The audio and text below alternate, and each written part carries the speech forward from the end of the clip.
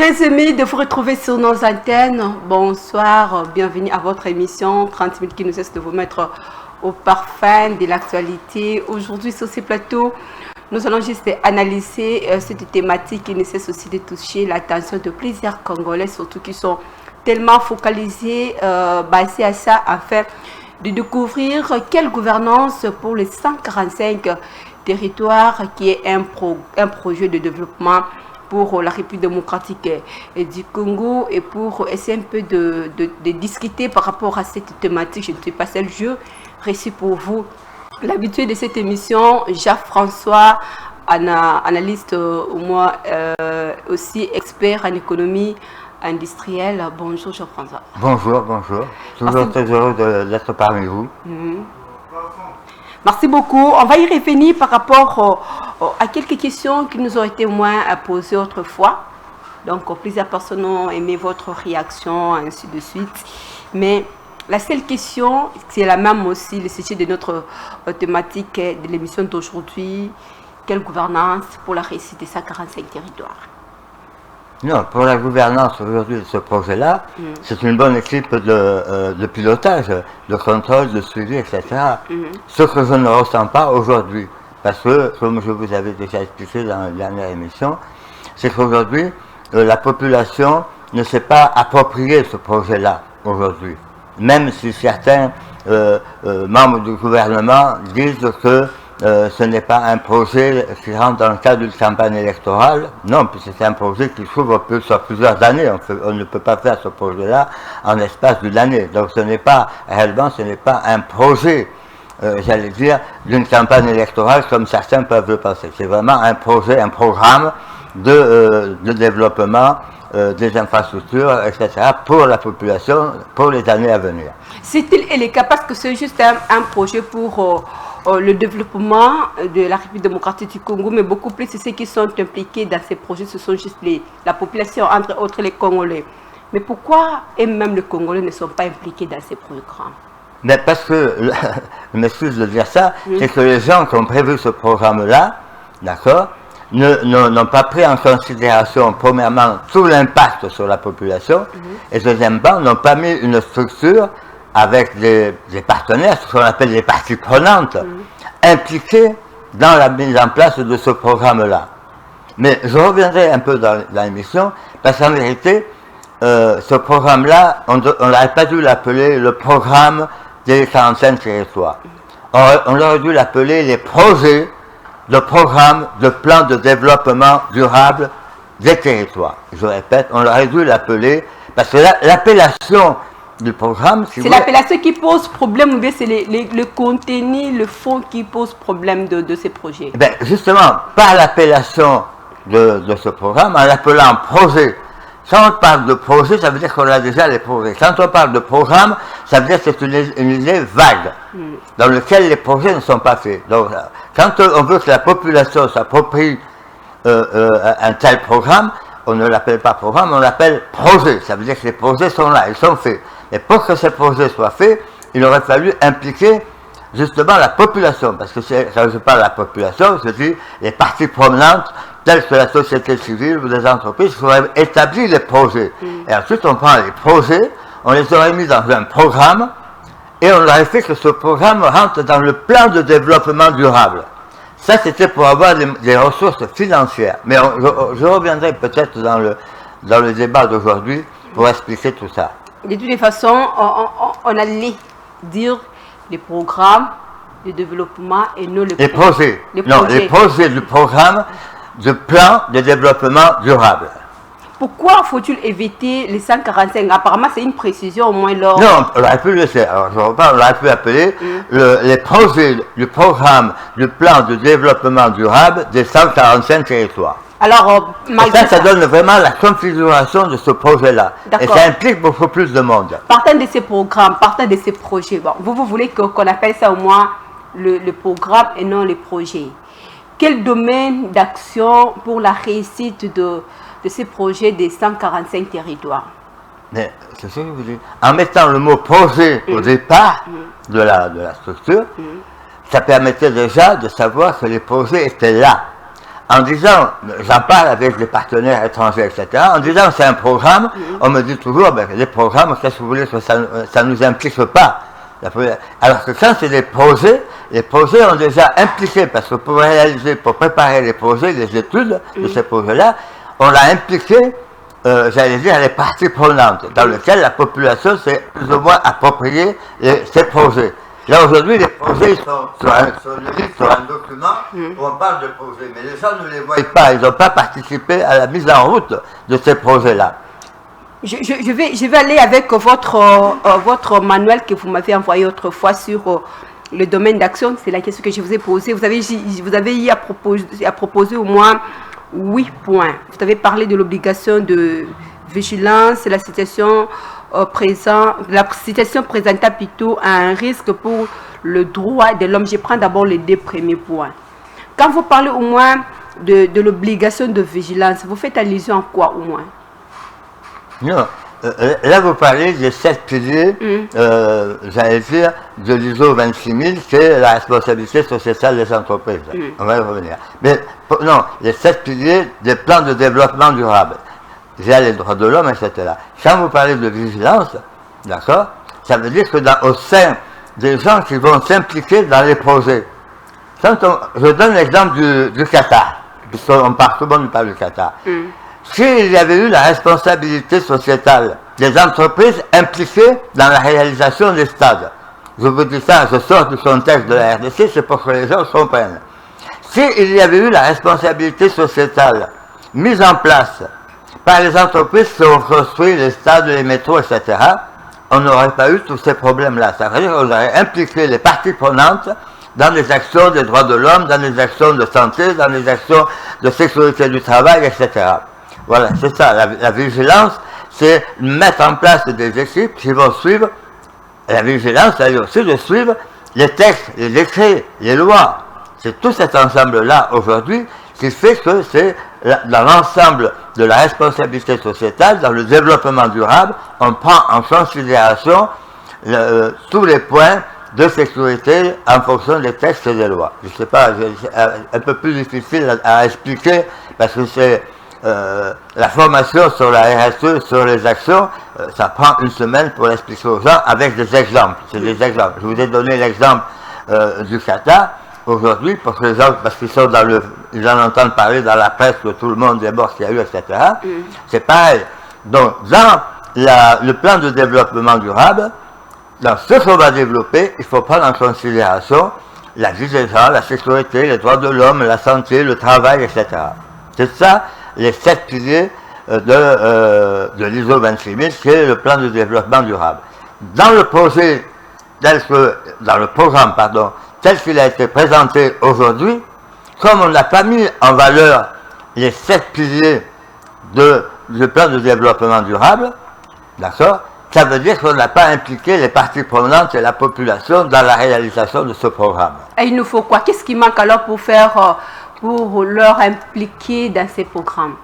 Il manque dans ce programme-là, il manque d'abord un vrai comité de pilotage avec des compétences, des gens qui savent ce que c'est les plans de développement durable. Ça, c'est le plus important. D'accord? Je suis depuis des années à RDC, je ne veux pas rentrer dans les exemples pour critiquer ce qui a été fait avec la RSE pour le secteur minier, d'accord? Mais aujourd'hui, nous n'avons pas mis réellement, même en place dans le secteur minier, qui a dit qu'on fait de la publication qu'auprès ils avaient une responsabilité sociétale. Je dis non, la responsabilité sociétale, même dans le milieu minier, n'a pas été mise en place.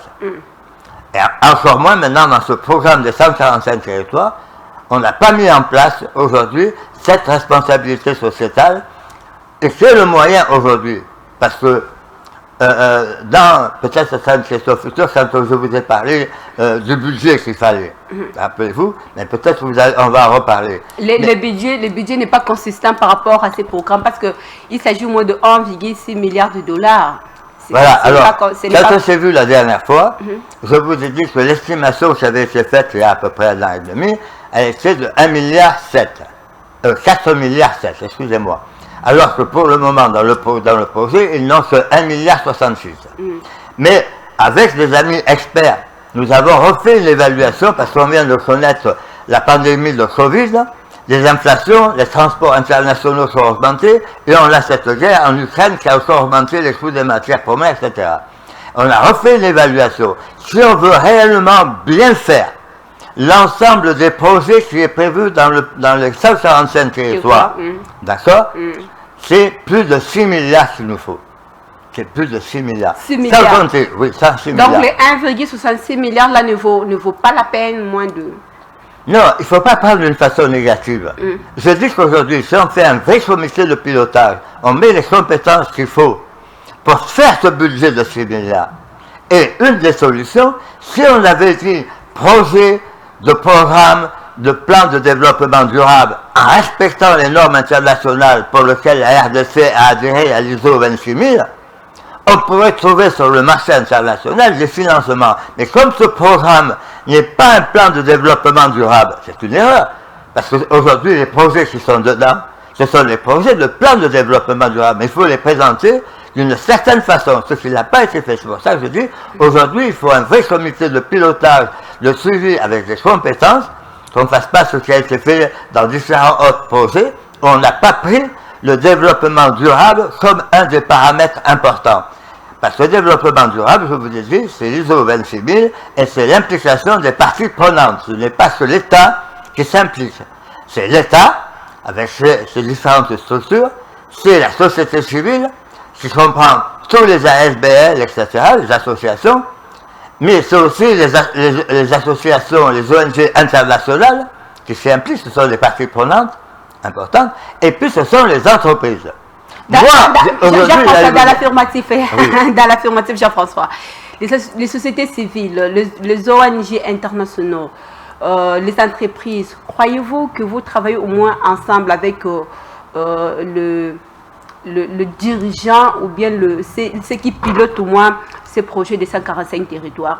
Non, aujourd'hui, ceux qui ont fait ce programme-là, d'accord, peut-être ils ont pris un ou deux contacts, ils n'ont pas pris contact avec la société civile, ils n'ont pas pris contact avec les entreprises, ils n'ont pas pris contact avec j'allais dire, la population. Okay. Il a été fait que par une équipe gouvernementale, ou présidentielle, gouvernementale, je ne sais pas qui réellement l'a défini.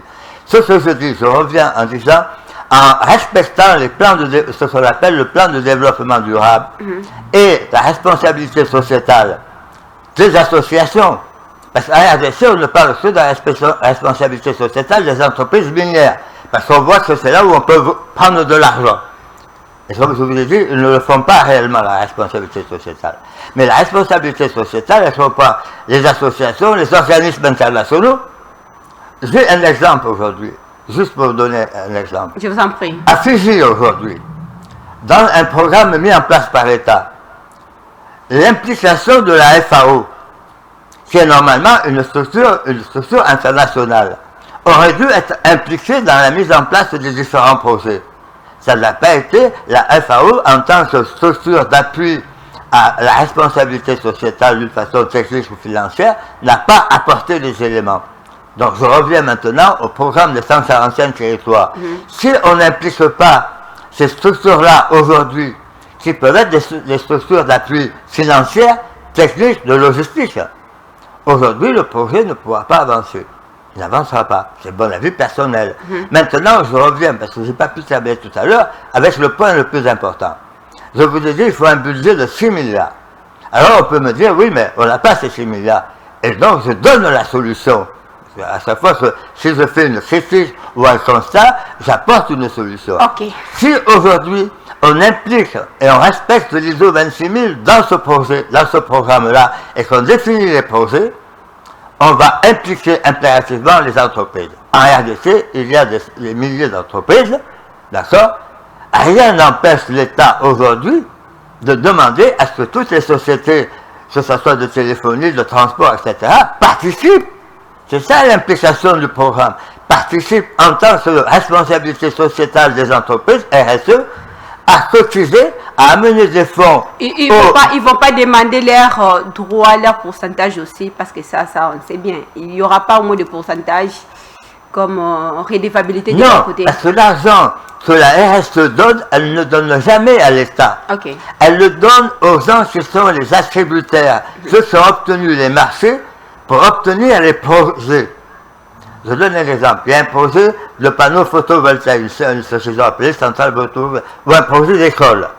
On va directement vers la responsabilité sociétale, parce que les entreprises minières, travaux publics, aériennes, etc., et on leur dit maintenant, vous devez participer en tant qu'entreprise à cet effort que le pays a besoin pour apporter des éléments de santé, d'électricité à la population. L'État ne peut pas tout faire. Quand la responsabilité sociétale, telle qu'elle a été définie à travers, j'allais dire, les plans de développement durable, c'est un moyen d'impliquer d'autres partenaires dans le développement des projets pour être des moyens de trouver des fonds, je dis bien, pour pouvoir mettre en route ces projets. Mais il faut que les projets soient faits, pas le programme. C'est pour ça que je vous dis, dans l'appellation, il faut dire que c'est les projets du programme de plan de développement durable des 145 territoires. D'accord. Où se trouvent alors les risques sur le plan des droits économiques, sociaux et culturels, partant de ces programmes, partant de ces projets des 145 Si la population et les parties prenantes ne sont pas impliquées dans ces projets-là, aujourd'hui, qui après va les gérer? Vous allez faire des centrales photovoltaïques, parce qu'ils ont mis centrales solaires. Il faut savoir qu'est-ce qu'on appelle une centrale. Ça, c'est dans la. Quand j'ai discuté avec mes amis experts de la Banque mondiale d'ailleurs, on a parlé, j'ai dit, dans le programme, ils ont mis des centrales solaires. Une centrale solaire, c'est pas une centrale photovoltaïque. Il y a un jeu de mots. Centrale photovoltaïque, c'est panneau photovoltaïque. Centrale solaire, c'est pour faire chauffer de l'eau. Où se trouve la différence? La grande différence. Dans les équipements, une centrale solaire aujourd'hui, ça capte les rayons solaires, ça les renvoie vers, ça les renvoie vers une unité qui fait chauffer de l'eau, qui fait de la vapeur, qui fait tourner la vapeur. La centrale photovoltaïque, ce sont des panneaux capteurs qui captent donc les infrarouges et qui les transforment en énergie électrique. Ok. Ouais. D'accord, merci beaucoup. Maintenant, à ce qui concerne moi les relations et les conditions de travail, que préconisez-vous? Les conditions de travail, c'est toujours la même chose que je vous disais l'exemple de Katia. C'est dans tous ces projets qui sont là, il faut d'abord pouvoir former les gens, il faut savoir les équiper dans des bonnes conditions, il faut savoir mettre les mesures de sécurité, il faut qu'ils aient les contrats de travail. Si aujourd'hui vous voulez avoir des fonds pour développer ces 45 territoires. Mais si vous ne mettez pas en place aujourd'hui, dans l'attribution des marchés, les mesures de respect du code du travail, sécurité du travail, etc., les partenaires ne viendront pas. Et encore moins la responsabilité des entreprises diront non. Ce projet-là aujourd'hui, il ne prend pas en considération tous ces éléments-là. Ensuite, de mettre ces éléments des conditions de travail, de sécurité, va amener de l'amélioration dans les entreprises aujourd'hui, qui vont commencer à prendre ces marchés. J'écoutais hier encore lors de Expo Béton, d'accord, les jeunes qui posaient des questions sur le travail, etc., et qui se plaignaient qu'ils n'ont pas accès aujourd'hui à différents marchés dans la sous-traitance. Mais un des éléments aujourd'hui, c'est que ces petites sociétés-là ne sont pas structurées comme les sociétés étrangères, qui eux sont déjà, entre guillemets, dans des normes de sécurité, dans le respect du code du travail. Dans les sociétés étrangères, les gens ont des contrats de travail, la carte de travail, ils ont des bulletins de salaire, etc. Ces petites entreprises artisanales, que j'appelle plus ou moins, qui rentrent dans le système pour prendre des marchés, ne sont pas structurés. Ils n'ont pas un chef du personnel, ils n'ont pas un responsable de la formation, ils n'ont pas un responsable de la sécurité de chantier. Donc, de mettre en place justement, et c'est une bonne école, le programme des 141 territoires, même si pour moi on l'appelle programme 141 territoires, c'est une bonne école pour donner aux jeunes aujourd'hui la possibilité d'avoir déjà jeunes Congolais, je m'adresse aux Congolais, d'avoir des marchés, ce qui est petit, parce que tous ces projets-là peuvent être donnés aujourd'hui à des sociétés congolaises, avec des jeunes Congolais qui ont les compétences. Mais justement, il va falloir les aider. Pour les aider, il faut respecter, d'abord il faut que le projet soit bien établi, Il faut savoir s'il l'a fait. Et deuxièmement, ça va permettre justement, avec le projet, les jeunes Congolais, de pouvoir aller peut-être vers des petits partenaires techniques ou financiers qui vont les aider à faire les premières étapes, de faire une école, de réhabiliter une route, de réhabiliter un pont, etc. Ça va déjà leur donner. C'est une bonne école, ce programme mais il faut bien le mettre en route, il faut bien que ça soit... Est-ce qu'ont-ils tenu compte aussi de l'environnement? Parce que là aussi, vous avez évoqué ça, le problème de prévention de la pollution. Est-ce qu'ils ont tenu compte? L'environnement, ça fait partie aussi, vous avez parlé des droits de l'homme, vous avez parlé du travail. L'environnement fait aussi partie des 7 piliers des plans de développement durable. Et là, dans ces projets-là aujourd'hui, mais comme on n'a pas les projets, moi, je ne les ai pas vus, les projets. Et quand je m'adresse à la population, aux gens sur place, avez-vous vu les projets? Donc, dans les projets, quand on les écrit, on décrit quelles sont les retombées. Donc, on décrit comment ça va faire, qu'est-ce qu'on va faire, mais on décrit aussi les retombées socio-économiques et qu'est-ce qu'il faut. Parce que pour faire une structure de centrale photovoltaïque, ou qu'ils ont dit centrale solaire. Il faut des études d'impact environnemental. Quand on va réhabiliter des champs, quand on va mettre en place des nouvelles cultures, tout ça aujourd'hui, ça nécessite des études sur l'environnement. Moins, parce qu'ils n'ont pas prévu de petites centrales hydroélectriques, etc. Mais tout ce qui est un projet qui va dans les infrastructures, qui va dans le développement agroalimentaire dans les mines, il faut qu'il n'y ait pas de grandes études environnementales comme une société minière, mais ça nécessite des impacts environnementaux qu'il faut étudier. De toutes les façons, parce que là, ça pose problème. Apparemment, la population n'est même pas au courant de ça. Quel sera alors le risque au cas où que ces projets ne seront même pas concrétisés? Bon, je ne suis pas moi une prophétesse de malheur, mais on suppose toujours que ce sont juste des études. Quel serait le risque au cas où que ce programme, ce projet n'aboutisse pas comme il faut demain? Moi, la première remarque que je fais... Là, vous êtes expert au moins, en tant qu'expert. Oui. Moi, la première remarque que je fais, c'est que pour moi, les projets, tels qu'on présente un projet bancaire ou un projet à des institutions ou des projets au gouvernement, ces projets, c'est 10 000 projets qui sont là-dedans, je ne les ai pas vus. Quand on fait c'est pour ça que je dis, on a oublié le mot projet. On a fait un programme avec des libellés, mais on n'a pas fait tous les projets et on ne sait pas qui va les réaliser. On aurait dû commencer par ça. Et commencer en même temps, quand on dit qui va les réaliser, on aurait commencé à former les gens pour pouvoir les réaliser. Parce que, dans la remarque que je fais, si on prend le projet tel qu'il était prévu au départ, 2021, 2022, 2023, c'était comme ça qu'il était prévu au départ. Il faut des gens pour réaliser tout ça. Donc il faut des travailleurs. Par de la prévention, nous sommes arrêtés parce qu'on n'a encore rien vu sur le terrain. Pour le moment, il y a eu un déclassement qui a été donné pour mettre en place, c'est le BCCO qui a fait ça, c'est récent, c'est le 3 septembre, si ma mémoire est bonne, on a décaissé 91 millions, d'accord, pour donner j'appelle ça aux structures décentralisées provinciales, pas des territoires, des provinces, pour mettre en place des équipes pour commencer à piloter le projet. Mais au niveau national, je n'ai pas vu écoutez-moi bien, les vraies compétences capables de gérer ce projet-là. Pourquoi, de toute façon, vous êtes expert, pourquoi ils ont jugé bon de commencer avec au niveau provincial et non d'aller au niveau territorial? Parce que ce n'est pas quelque chose qui s'agit des provinces, mais c'est des territoires. Ça, ce n'est pas une erreur.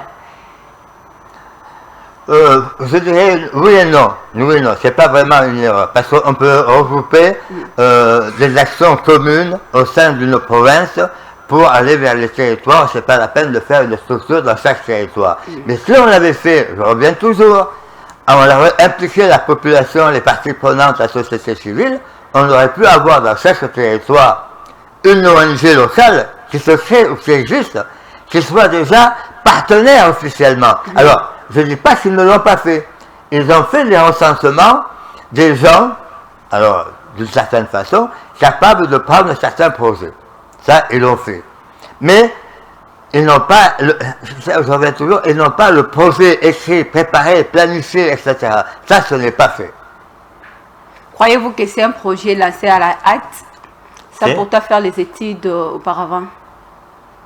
Tout projet nécessite des études. Mais avec ces projets de 145 territoires, croyez-vous qu'ils ont mené les études avant le lancement ou bien ils ont lancé ça à la hâte sans pourtant mener les études? Non, c'est ce que je vous dis. S'ils avaient fait les études, ils auraient appelé ça des projets. C'est pour moi, ils n'ont pas appelé projet, ils l'ont appelé programme, et c'est pas pour moi. J'ai passé des années comme expert à la Banque mondiale. Quand un pays africain ou même notre pays présente un programme, d'accord, un programme stratégique, etc., c'est toujours des libellés d'action, mais les projets ne sont toujours pas faits. Et si les projets ne sont pas faits, c'est qu'on n'a pas fait les études. Et si on n'a pas fait les études, on n'a pas sensibilisé. J'ai craint qu'un jour, ce programme reste un chantier pour la République démocratique du Congo. Non, il ne faut pas. Moi, aujourd'hui, je suis prêt à mettre ma compétence et tout pour que ce programme, parce que la RDC a besoin de ces éléments-là. Mais il faut prendre l'environnement qui est autour. Un programme comme ça avec différents projets, c'est aussi une chaîne de valeur. Ça, comme je vous ai dit, ça nécessite la population, les parties prenantes, la société civile, les entreprises, etc., pour tirer réellement des résultats. Donc, le projet, ce qui est décrit, la RDC en a réellement besoin.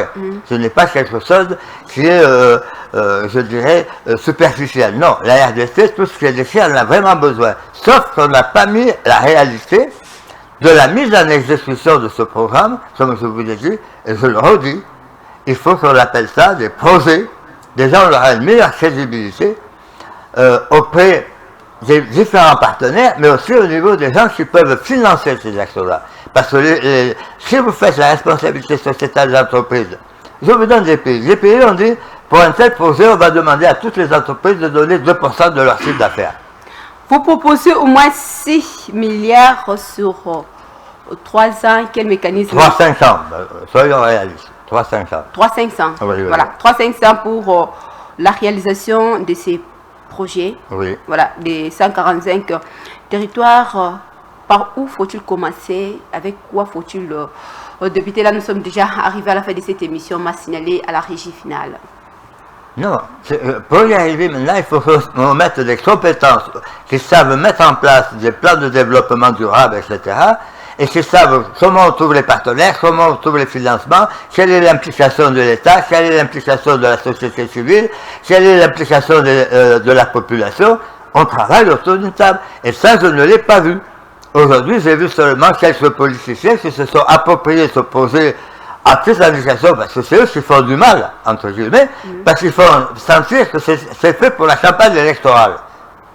Ce projet-là, aujourd'hui, s'il veut avoir l'appui de tout le monde, il ne doit pas être considéré comme un outil de campagne électorale. Ok, nous sommes arrivés au moins à la fin de cette émission. Votre message d'interpellation à la société civile, surtout à la population, parce que là, vous poignez quand même du doigt à la population et aux autorités compétentes aussi. Oui, parce qu'il faut, c'est un peu ce qu'on disait hier, je reviens à Expo Béton, on l'a dit, la population aujourd'hui doit de plus en plus s'approprier les objectifs de l'État et les mettre en application. La population ne doit pas être, comme on dit, endormie aujourd'hui. Et c'est ce qu'on a dit hier, que ce soit dans les problèmes d'assainissement, d'eau, d'électricité, de construction des maisons, etc. C'est très intéressant ce qu'on a entendu pendant 4 jours à Expo Béton. Mais à chaque fois, la conclusion, c'est que l'État, bien sûr, a été critiqué, les gouvernements ont été critiqués, mais aussi la population, qui, elle, n'a pas de civilité, n'a pas de citoyenneté, elle ne prend pas ses responsabilités. Et donc, si on veut que les 141 territoires marchent, il faut que l'État, les entreprises, la société civile, la population s'approprient ce projet-là. Et ça, c'est une bonne, je dirais, un ensemble de pilotage qu'il faut faire. Jean-François, expert en économie industrielle, nous vous disons merci.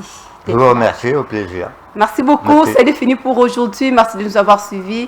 Suivez la rediffusion de cette émission le mercredi à 15h30. Bonne suite de programme sur nos antennes. Au revoir.